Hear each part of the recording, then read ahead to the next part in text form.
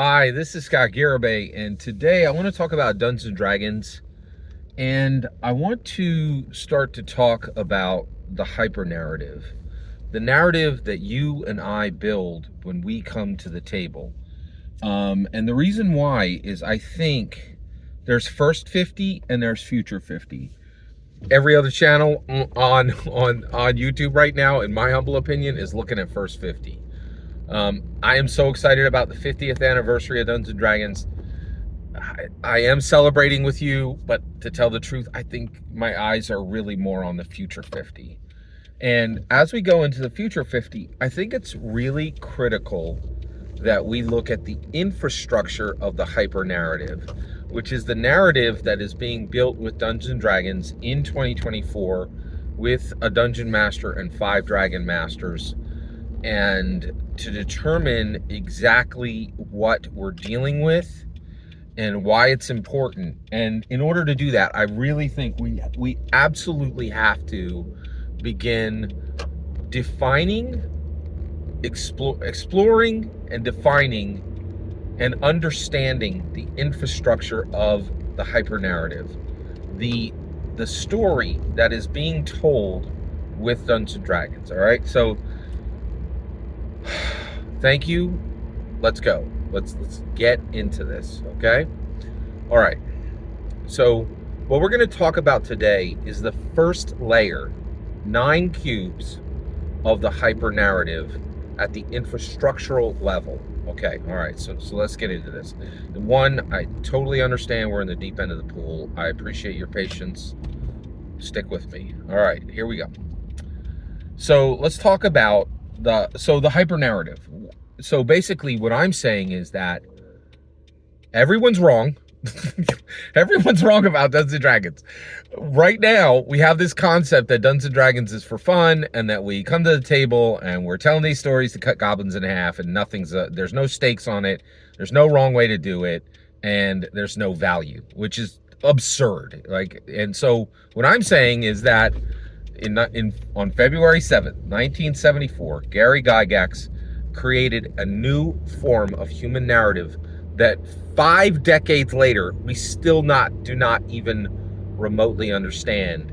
But now in the future 50, we're going to start to understand it. We're going to look at the infrastructure of the hyper narrative. Okay, so what do I mean by hyper narrative? Well, every single form of secular human narrative has been safe and weak compared to what Gary established on February 7th, 1974, okay? So basically, before now, every story has been, hey, I'm the author, I'm gonna think this up in my head, and then I'm gonna give it to you. Maybe there'll be an editor in the middle, right? And so one author, maybe multiple creators, right? But one story told to everyone with absolutely no change from the experiencer, okay? And both the experiencer and the creator, the author, and the hearer or the seer, they're uninterrupted. None of that happens in Dungeons and Dragons, right? In Dungeons and Dragons, the Dungeon Master speaks, the 5 Dragon Masters. When I say Dragon Master, I mean Dungeons and Dragons player, okay?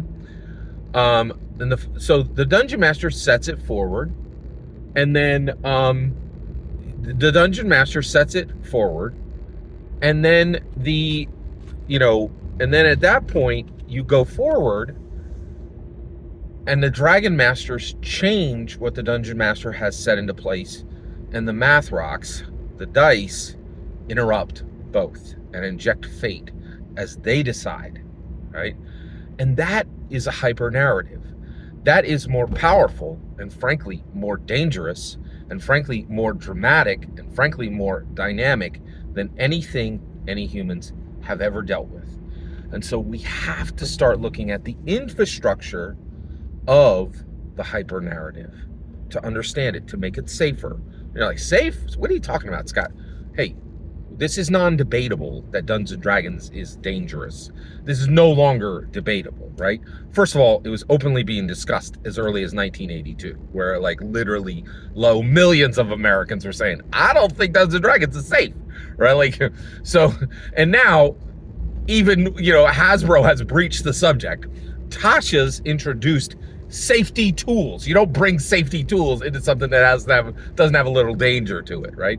So we have to look at the infrastructure to start to wrap this in safety for every dungeon master and every dragon master, okay? All right, so let's look at the infrastructure of the hyper narrative. All right, so let's look at the first 9 cubes, the lowest layer, okay? The first layer, all right? What are those 9 cubes? Well, it's the cube 1, Dungeon Master. Cube 2, Red Dragon Master. Cube 3, White Dragon Master. Cube 4, Blue Dragon Master. Cube 5, Green Dragon Master. Cube 6, Black Dragon Master. Okay? 5 Dragon Masters, 1 Dungeon Master. And then listen carefully, every single one of them are bringing to the table 3 things, minimum, okay? And we need to start looking at this. Prejudice. We cannot escape our prejudices if we're unaware of them, okay?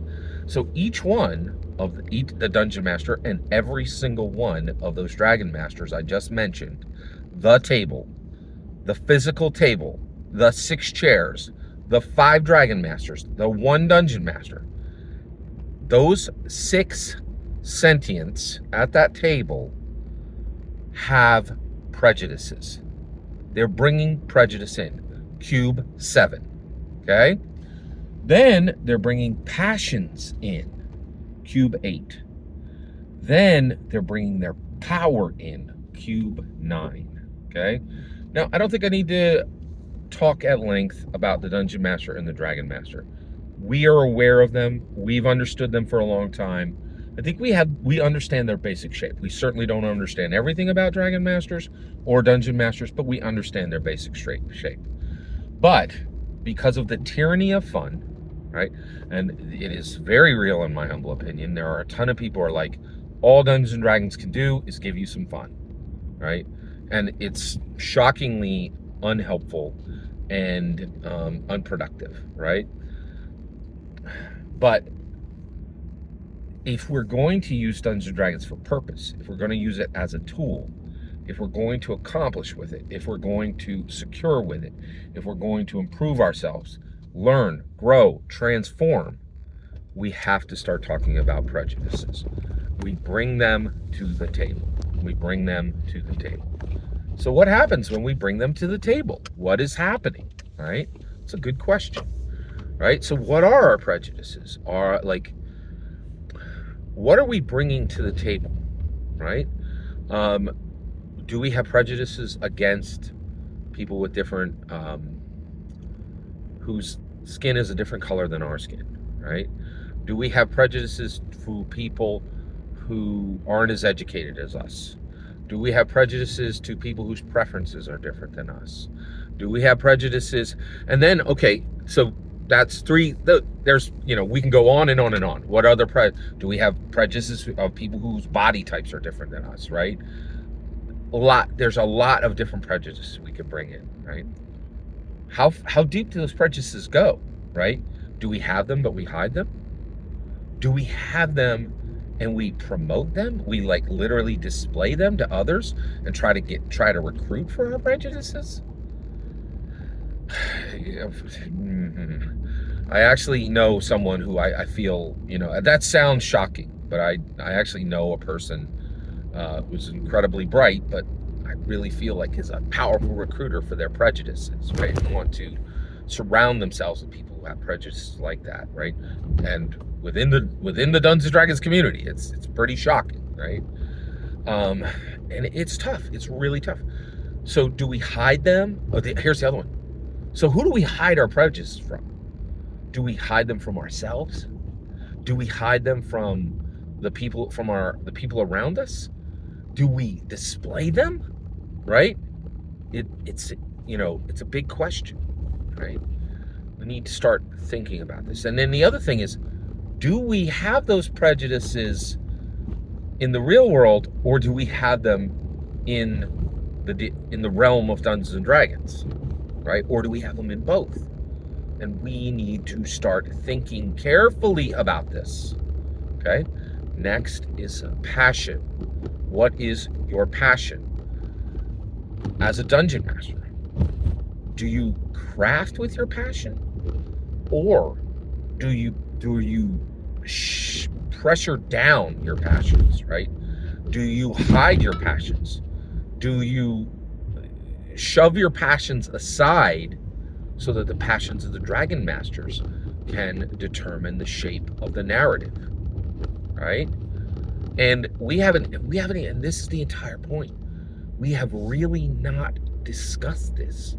We have not started to delve into this. So we're in the hyper narrative, but we don't even understand the infrastructure. You see where I'm going, right? So our passions, right? How do we decide when to bring them forward? How do we decide when to push them back, when to hide them, when to subvert them, right? And then last is power, okay? Now, make no mistake, all right? I want to talk about power levels of the Dungeon Master, the red Dragon Master, the white Dragon Master, the blue Dragon Master, the green Dragon Master, the black Dragon Master. Trust and believe. Know this. Your Dungeon Master is the most powerful person at that table. Not because of what the power Gary gave them on February 7th, 1974, or the power that Christopher Perkins gave them in March of 2014. Okay? That's not what I'm talking about. I'm talking about personal power. I'm talking about influence, authority, right? Authority can come from influence or from hierarchy, right? But trust and believe. Your Dungeon Master is the most powerful person at the table. They have more imagination. They have more influence. They have more authority. They are more than anybody at the table. And that's how they got there, right? They were the one who said, I can build this world. I can build all worlds. I am a world builder. You sit in that seat, I'm at the head. I'm at the head of the table, right? Then, and we have not even broached this subject yet. We have not even broached it, right? The power of the red, the white, the blue, the green, the black. They are not equal. They are not equal, right? There is a person who has very little power at your table, and there is a person who has a lot of power at the table. There's one Dragon Master who's a centimeter away from taking the Dungeon Master slot. And if that's not the case at your table, it's because no one at your table is learning, growing, improving, or transforming, because you have dedicated yourself to nothing. You have dedicated yourself to fun for 50 years and are still there and want to dedicate the future 50 to nothing the way you dedicated the first 50 to nothing, which is wrong at every level. Let's get right. Get right. Be gone wrong, right? Let's get rid of wrong at our table. And I'm sorry, I shouldn't have said be gone. That's a special word. Like, yeah. I would say be dismissed wrong. Apologies for using that word. It's a triggering word within our community. All right. So this is it. Those are the 9 cues. The Dungeon Master, the red, the white, the blue, the green, the black Dragon Master. Prejudice, passion, power. You now understand the first layer, right? We've looked at the infrastructure, and we have to. And the reason why is we are going places with Dungeons and Dragons. We refuse to sit still. We refuse to be pushed down by the tyranny of fun. We refuse. in the future 50 to accept the nonsense that Dungeons and Dragons has no stake, has no value, has nothing of importance to do, right? If you're sitting at a fun table, shatter it, end it, right? Get in position to do in the future 50. We are done with fun. It's time to move past it. Let's continue to look at the infrastructure of the hyper narrative. Let's seize the legacy of Gary Gygax and do. No more fun. We're past it. Every single word you just heard is my humble opinion. Nothing more and nothing less. What's important is when I hear your humble opinion, when you get in the comments and send your traffic. Please consider liking and subscribing, and have a fetch millennium.